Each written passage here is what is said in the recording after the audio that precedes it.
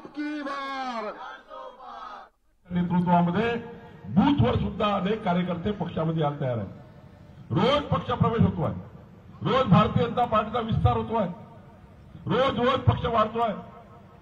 आपल्या कार्यालयातलं दुपट्टे कमी पडतात एवढाच पक्षप्रवेश रोज रोज। देशाच्या इतिहासामध्ये एकच असा पक्ष आहे, राष्ट्रीय पक्ष, की ज्या पक्षाने कधीच उभी फूट पडली नाही। आपण देशातला कुठलाही पक्ष जर ठिकाणी उचलला तरी त्या प्रत्येक पक्षामध्ये कधी ना कधी उभी फूट पडली।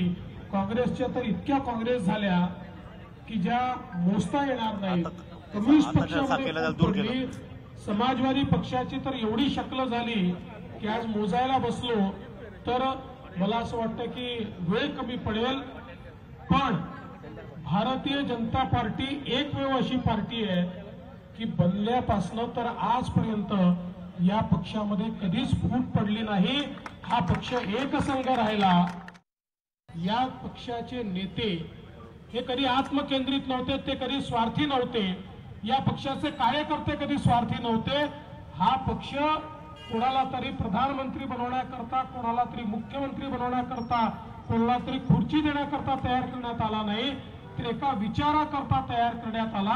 आपल्या भारत मातेला सुजलाम सुफलाम करण्याकरता, भारतातल्या शेवटच्या व्यक्तीला न्याय देण्याकरता हा पक्ष तयार करण्यात आला।